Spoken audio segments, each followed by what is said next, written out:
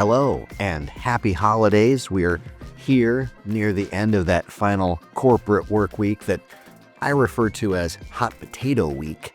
It's about getting all the tasks done, getting invoices into the system, getting emails sent, and getting all of the work off of your plate and onto someone else's. You want to head into the holidays knowing, I did my best. I cleared off the to-do list. I logged out people. I'm done. I hope that is you. I hope you've cleared the decks. I hope you've made space for yourself and for your loved ones. Well, the snow is finally here in Minneapolis. I have made sure that my electric snow thrower is charged up and ready for the effort. It's only supposed to be about 6 to 7 inches, so not a big deal by Minnesota standards. Anyway, today's episode is another treat. I'm going to introduce you to the fabulous writer, Paisley Schade. I first met Paisley in Boston in the early 2000s, kind of the early days of the internet, working on the Volkswagen business at Arnold Worldwide. She was one of the writers helping us figure out things like banner ads. You remember those? They used to be an art form. And then Paisley moved back to San Francisco and shifted from the world of advertising to the world of branding and naming, which she's been doing for a long time. We talk about the business of creativity, what distinguishes great creatives, what defines an optimal creative process, and she's got some useful perspective on creativity in the age of AI, and most important, on the practicality of joy. Here's my conversation with Paisley Schade. Where do we find you? Where are you hanging out at this point in time? In San Francisco, where I was born and raised, right back home. We're going to have to dig into that history because I think that's important for you. I think kind of like place and kind of grounding is tells a lot or helps communicate a lot about a person. All right, so here's an oddball question to start with, but what's the song or podcast that you just can't get out of your head right now? I think I listen to a lot of things, but something that I heard that really stood out for me recently was actually a song called "Wriggle" by Cosmo Sheldrake, because he goes into the forest and records the joy of mushrooms and records fish and records birds, and then in this wild technological world that we have, he makes music out of nature and joy, I think, is his motivation. He's a multi-instrumentalist and does a lot of improv, and I think that's fascinating. And you can feel the joy, and I think that's something that I really work on with the things that I do, is to make sure we infuse joy into things, and so you can feel it. And Yeah. mushroom joy is kind of new to me, but I don't really like mushrooms that much. But I like that he's out there doing that. Meaning I am not a mushroom person, but No. I was just looking at, all the trend reports are coming out, and Pinterest is, I guess one of the trends for 2025 is pickle fix. That's what they're calling it, and the idea that pickles in recipes and pickle colors are gonna be everywhere in 2025. So Or I'll look for that. yeah, right. And like I'm not really a pickle person or a mushroom person, but No. But So mushrooms actually can make it rain. Apparently, when they decide it needs to rain, they can all talk to each other and they can throw things in the air and make it rain. So we got to give them some respect, I think. yeah. Oh, okay. I duly warned, right? So I'm gonna look for pickles. You look for mushroom rain. We're all good. Yeah, yeah. Just go talk to the mushrooms. Okay. So you grew up in San Francisco. How do you, when you think about like your family and the way that you were raised and the circumstances that you were in, like how did that ultimately kind of manifest or motivate the work that you do today? I think it's actually huge. My parents split up when I was 5, and I lived half time with each of them. Mm, So 2 weeks with each of them at a time, right. and so very concentrated, and I was an only child, still am, and, and they were single parents, so I really had concentrated time, and my mother, was in the theater and then ultimately a producer of events, so with her, I was always in the backstages of the opera, ballet, repertory theater or regional theater, I would watch shows from the catwalks and the backstage and the wings and the tech booth Right. and the audience. And so storytelling, spectacle was, so important to me, is creating, communication through art, creating stories was everything. That's what we did. So I think, and seeing the best of theater, the best of, the Yeah. classic, the universal truths in opera and things like Right. that. And kind of learning that just kind of through being there. Yeah. My dad on the other side is an attorney, but with a huge love of books and words. He's extremely cerebral. Yeah. He read to me constantly, even well past when I could read myself. Yeah. He would sit with me. We'd go through the New Yorker. He would Mhm. drill me on Lewis Carroll puzzles and riddles. Mm. We'd have to do wordplay all the time. Mhm. And, I collect dictionaries and grammar books because he was always on me about spelling and grammar. And after the first writing award that I got, he bought me all 20 copies of the Oxford English Dictionary, which I have down there.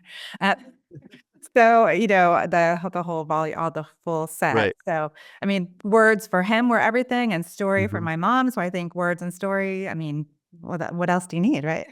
That's how Paisley became Paisley. Are your parents still alive? Do you still talk with them? And Oh, I see them all the time. I mean, my mom lives a mile away from me. So this oh, is, wow. as you said, where I live, is, it's not really a coincidence.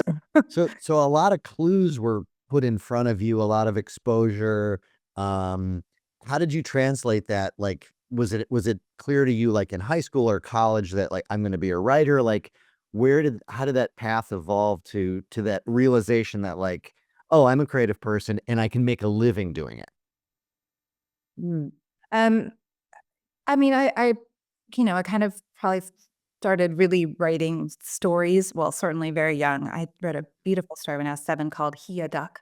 But when I read a little later than that, uh, but yeah, it was certainly. I mean, I didn't major in marketing or writing or English. I actually majored in psychology, but that shouldn't have been my major. But as soon as I got out of school, I was immediately, right into. I started, freelancing. It took me a while to kind of land in where I Mm. landed in branding and advertising, but Mhm.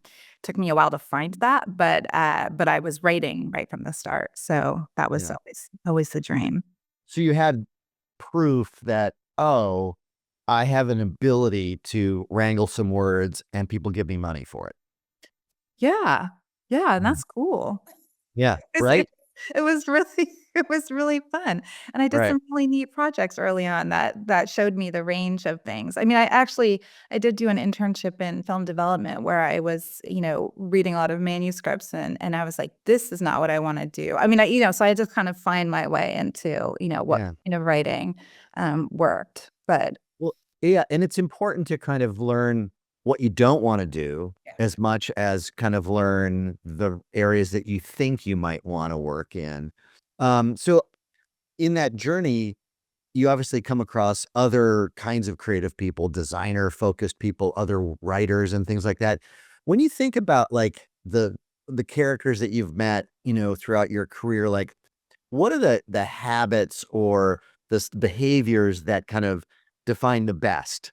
When you're like, "Oh, that person is just I admire their work." Like, what are they doing in your mind? Like, when you think about the practice of being a creative person, what are the habits people should, strengthen and engender and pursue? I think, well, I mean, first of all, this isn't the creative stuff, but being on time, being kind, being respectful, and being on a team are like just you have to start there. Like I think, Table stakes, right. yeah, I mean, so, never miss a deadline, and always be grateful and part of the team. I think that Mhm. collaboration with your team and Sure. being part of your team and supporting your people, even if you don't always agree, is Right. critical to getting great work done. But I also think the thing that I've admired in the past is when people are willing kind of to do anything. Like you can make anything spectacular, even the most mundane product. If you get kind of a like a less than exciting brief, you can find the joy and something amazing and actually make that more amazing than anybody ever imagined. Like, take the challenge. I mean, the kind of interesting thing in in the early days of advertising, we were always working by pixels and everything. And, there's all these constraints, and like the constraints give you freedom. And so push them, finding the creative guardrails and pushing to the edge of it. That's the fun and the joy. And I think if you have that practice, you're never going to be disappointed. You're never going to be bored. People are always going to want to work with you. I think that that's probably, yeah, take the challenge and just push it to the end. Yeah, especially when it comes to creativity in the provenance of business. We're being creative to benefit a business endeavor. You're absolutely going to have collaboration. You're absolutely going to have people there. And I'm remembering a quote. I'll mangle it, but it's like, you can have all sorts of talent, but if we don't like to work with you, it kind of doesn't matter how creative you are, you know? And so that recognizing that, being on is something as simple as being on time, showing respect for the other people, and asking, useful, interesting questions, is a big part of, I think, what makes makes a creative person successful. You mentioned creative briefs. So, you've obviously experienced a lot of different types of projects, and I'm thinking about the work we did on Volkswagen or other clients that you've mentioned.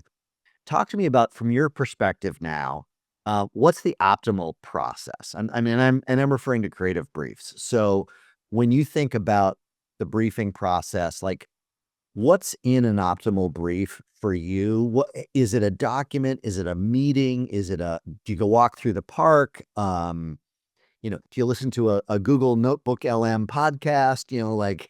Um, what's the optimal briefing process for you today? Mhm.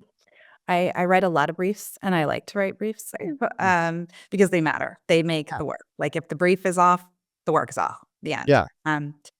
So obviously, there's gonna be the product, the company, the organization, about that. What is it that we're working on? Yeah. What is the shorthand? And then audiences, competitors, or peers. I like to say peers rather than competitors sometimes, because that's just understanding that space, the landscape in general. And then, you might have creative territories, which are really important. You might have creative considerations, what the client's looking for and doesn't want. But the most important thing, which has to be there and is the core, is the positioning. And I do a lot of so I do a lot of creative execution, of course, but I do a lot of strategy as well. And if there's not, I was just given a brief recently that they gave me a brief and it didn't have positioning in it, and I couldn't pass that on to that. I was naming something, so I couldn't pass it on to my namers without the positioning being right, because that's everything. If you don't have that, Right. what are you selling? So What do you mean by positioning? Like, give it a little bit more definition. I think of it in two ways. I think it can either be, I think it's the obvious answer that no one's thought of before. That's where we try to get to, I like that. There we go. which is easy peasy, right? Nobody's How ever hard thought of can it it. be? But then you go, "Ta-da," and then they're like, "Yes," but that's how it should feel when you get to it. But what it is the thing that your company or product or whatever it is offers that the audience wants or needs Yeah. that no one else can provide. Mm, So, yeah.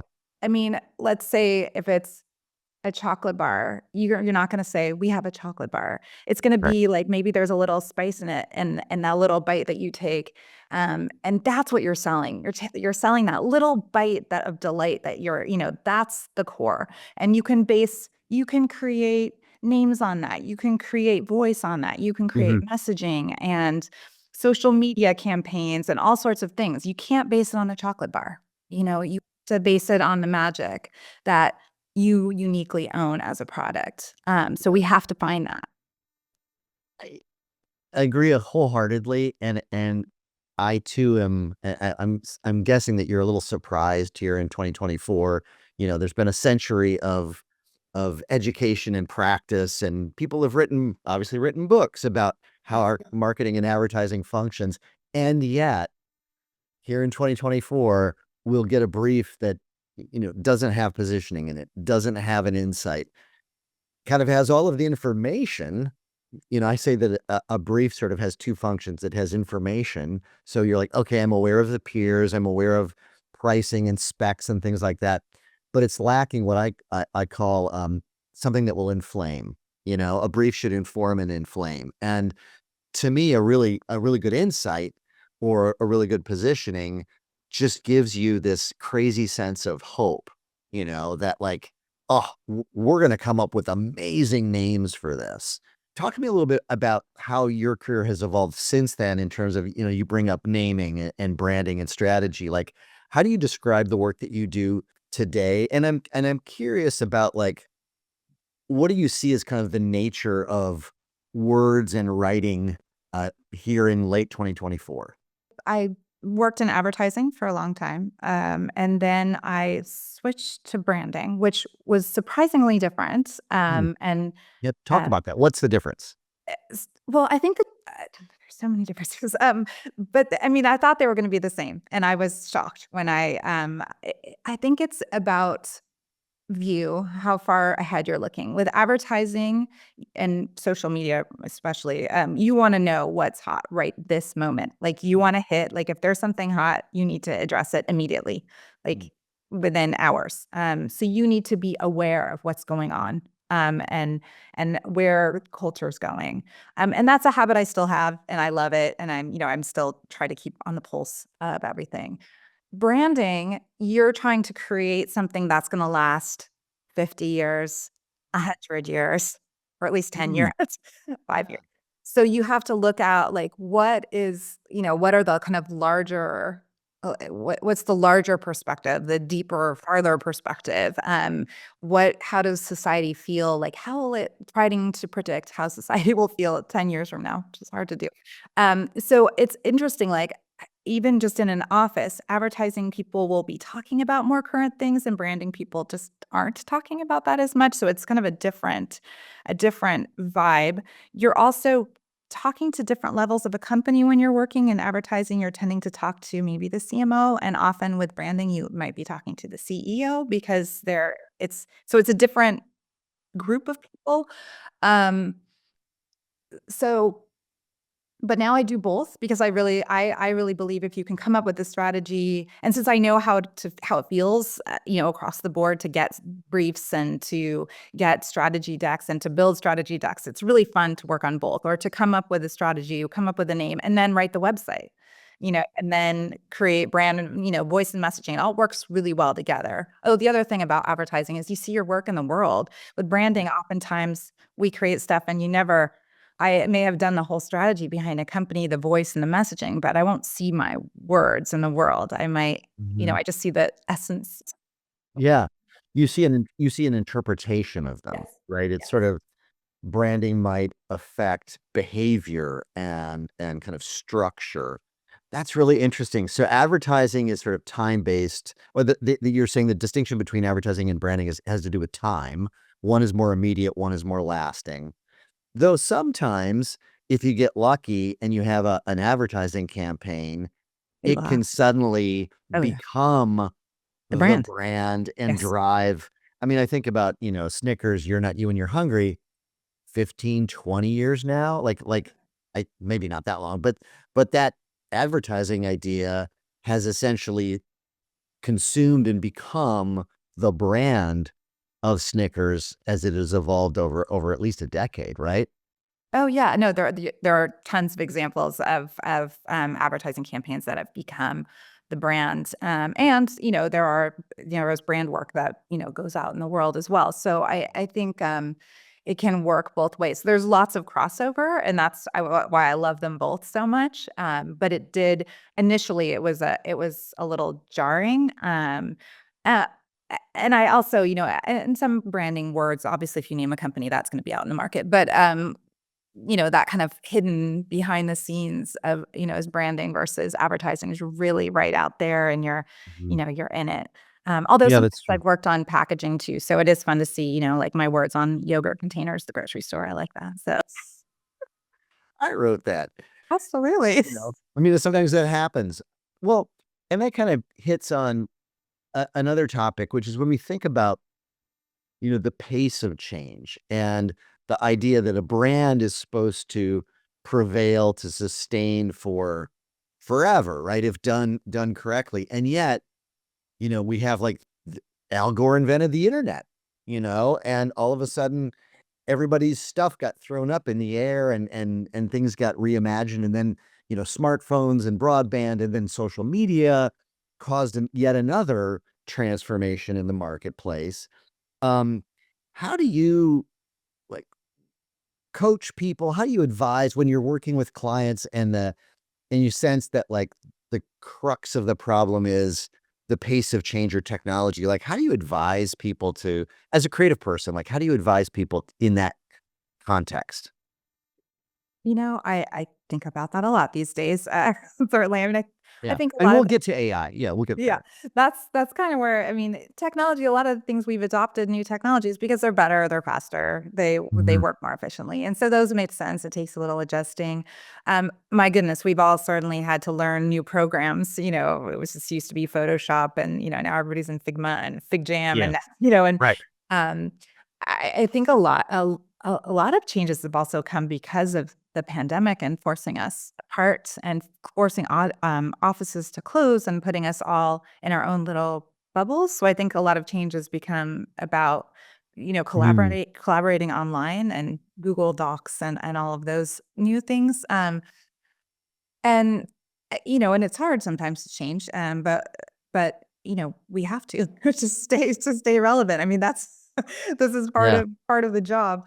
Um, yeah, AI is definitely different, I think, is a different animal than the rest of the technologies because I think a lot of those are mostly all positive, like, they're just better than what we've had before, whereas AI is a little more, I think, conflicted, at least in my brain. Okay. So, yeah, let's pivot into the AI space. And I think we can there's so many angles on all of this. Um, yeah, because I do think that the internet had a fairly profound effect on the idea of what a brand is and how advertising was processed or created. Um, and I do think that we'll look back on the internet as a moment in time that um, radically transformed marketing and branding and advertising. Maybe mobile and social to some extent, but I don't think to the extent that the internet did. And I'm saying that because I think that the arrival of AI is probably even more profound than the arrival of the internet. If you think about the internet as like empowering. So all of a sudden an individual could create a brand, and that brand could be as well known as, a Procter& and Gamble or a Coca-Cola. Like, that was impossible before the internet. The internet, like, revealed an ability for individuals to have tremendous power. Yeah. Um, and it got us to think about the way that a brand functions in the world. It got us to think differently, websites and ultimately mobile and social, right? And I look at AI, and I think it's doing a lot of that. Like, its pervasiveness, the fact that it is affecting supply chains and legal and finance and creative and, like, and medicine and government, like, it's in everything, it's a dessert topping and a floor wax, Uh, so, just from your perspective, like, generally speaking, how are you kind of making sense of AI as a force affecting brands and creativity? Well, I mean, just before I jump into that, you kind of reminded me thinking back of to the early days of writing online was because we were in the early days of writing Yeah, online. right. And I think that will serve to teach us how things are going to go today because Mm, we have watched it change. I mean, I remember when we were making banner ads, they were like beautiful little movies in the beginning right. and people were clicking on them and it Yeah, was like yeah. amazing. I mean, we created little art forms in there Mhm. and then that kind of and now they're just sort of they're not. They they're not art forms anymore. I mean, now I mean, certainly all of us who worked on them, we try to make them as beautiful and as on brand as possible, but they're not Mhm. what, they don't have whole story arcs anymore. Right. And so it shifts, and even social media, how we do social media, what was, things that were animated and then then they weren't animated, or, they had, things are silent. They're like silent films for a while because people don't want to have their sound on. We've had to keep adjusting as people absorb and use their communications differently. And I think the same thing with AI. I think, I'm trying to have an open mind because it kind of makes me cranky, but I'm trying to have an open mind because I think I know it will change and our behavior will change and we will find new ways of expressing it and using it that I may find more desirable than some of them today. So I'm Yeah. trying to keep an open mind on that, based on what I've seen in other mediums. Uh, Yeah. I think AI for some uses is spectacular. For things that humans can't do, like looking for glass shards in baby food on a conveyor belt going very quickly, AI Mhm. is awesome. Like, Yeah. that's amazing. I will never be able to see through baby food and find a glass shard, and that protects children. So great. I love Right. that. Yeah. For writing, that's harder for me. Yeah. Yeah. As a writer, I'm with you. I have not yet found a way, and I've certainly tried to prompt an LLM to write in my own style. Like I would love to. I kind of want to see. It's just, can I clone myself? Can I get it to write like me? And despite a lot of trial and error, it's not there yet. So Mhm. there's a part of me going like, hooray, Mhm. I'm still safe. But, as we've acknowledged, there are negative sides of LLMs too, like what is the training data? You know, That scares me. Yeah. when might we acknowledge that these things don't exist without all of the labor and energy of writers long since whatever, and maybe they are owed something, you know? Mhm. This wonderful functionality just doesn't exist without Hollywood, doesn't exist without every book ever written, every Reddit forum, and maybe there should be some compensation for inspiring the capability.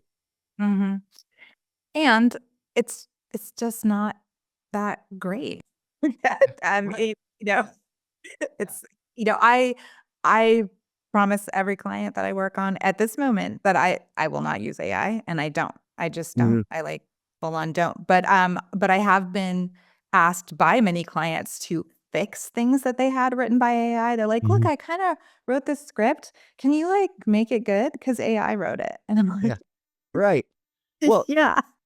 and so in some ways, it helped an individual who get from stuck to unstuck, Oh, at that for least, sure.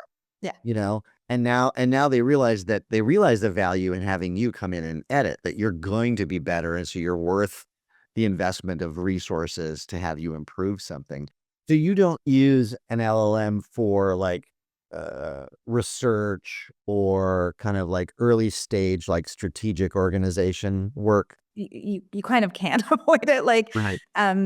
yeah, so certainly I can't, deny that I'm not, that I don't, like, participate in that and see those things, but I try to do I think, one of my superpowers is listening, and, I was talking to somebody and they were like, "Oh, I use, AI to take notes in a meeting," Mhm. and I was like, "Why would you do that?" Like, when I take net notes, my notes don't look like the minutes of the meeting.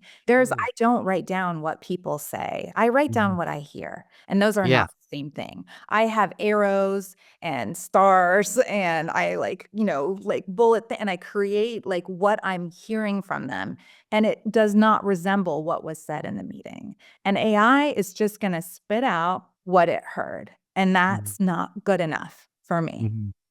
Yeah, Um I I agree with you 100%. And then I find, I don't know what your process is, we'll find out. But after I've taken the notes, like, I usually hope for a half hour or so after the meeting to just then I'll try to, like, write out a narrative, if you will, like prose around, because I've got the notes and they'll fire some neurons in my head, but I try to like get down a little bit more of the story of what we were talking about. And then the combination of those two things, like, all right, if I can get distracted for a couple of days doing other work, I can come back to that meeting and kind of recall most of it, Mhm. you Oh, know? yeah. I think yeah, I usually I take notes in a meeting. It's the only time I use my I handwrite something. Yeah. Everything else I type, but for a Yeah. meeting, I always take it by hand. Mm, And then I actually type it up. And when I'm typing it up, that's the process of when I'm figuring out what's there. And I reorder them usually and like prioritize them and bold them and then I create something that is really useful to me. I don't know that it's right. useful to anybody else, but that I'm also like reading their face expressions and watching them, if there's more than one client or talking to each other, you can see like, where the who's the real decision maker or Yeah. whatever it is that matters, Yeah. to, creating the best product. And often I come back with something and they're like, wow. And I've heard this so many times. They go, you really heard us. You listened to us. And I'm like, Right. yes, I did. That's the point. And so that's where I think humans, we're good at that. We should be, or we can't, not all of us, but some of us, we try to be. A meeting is a story if you're willing to like sit back and observe and listen and see it in that way, right? And I love your process in the sense of picking up on visual details, interaction details, and writing down to the best of your ability, kind of like clues, and then writing it out in prose, like gives you some secrets. It gives you some ingredients that ultimately can then go fuel the kind of work where the client's like says, you listened to us, you heard us, right? So you just described a really profound but useful approach, like a process that a successful creative person can and should take. The listening is an active part of it and it's multidimensional. Where did you learn that? Was it just apparent to you, or did you see someone else doing it, or how did you develop this technique? I mean, I have to deliver, right? So Right. they're gonna be expecting me to turn around something. They're gonna expect me to turn around the obvious answer that no one in the company has ever thought of before within a week. So I better come up with something really fabulous. That's my job. So, I'll do anything I can to get to that answer. So I have to like look deep into their eyes and figure out what that is. That's the core that they're like, oh, you saw me, that's, Yeah. um, Oh, that's fantastic. I love that. I love that perspective. So, you're in San Francisco, you're kind of in the thick of, just to kind of finish up the LLM piece, like what is the mood out in the world that you're in terms of looking at AI as part of the creative process, as part of how work gets done? I've had to work on a lot of projects about AI actually. So as companies I've been hired to Right. write about AI from a company perspective, which is kind of hilarious because Yeah, yeah, yeah. not AI. Yeah. So the AI isn't able to write about how great it is yet, but they hire me to do that. So it it is interesting. So I'm seeing what the idea of what their companies are trying to put out about it and where it's going and what what companies want people to believe about it. Well, so what is that collectively? What is that story? Because I'm in Minnesota, you Yeah. know, I'm sensing that you're kind of more in the thick of it. Like, what is the story that the companies writ large are trying to tell us about what AI is? I mean, it's obviously not going away. Right. It's just going to get in everything. I think, trying to think positively about it, when cameras first became digital, I think, a lot of photographers were like, "Oh my gosh, this is, cheating or it's crap or whatever." And of course, then a lot of photographers do amazing things with digital photography now, right? And have made it's its own, art form. Or same thing with CGI. And, like at first that was like crappy compared to hand done animation. And now it's, a standard and they can do extraordinary things. So I think I'm trying to keep an open mind that, we're going to make extraordinary art Mhm. with it and we're going to partner with it. It will be a partner as opposed to taking over our jobs. I think that's the idea. Um, it's not there yet. We're not there yet. I think that's the idea of trying to keep an open mind, because you can't run away. We can't run away. So I maybe there's some really wonderful art to be created that we just haven't seen yet. Right. I mean, Yeah.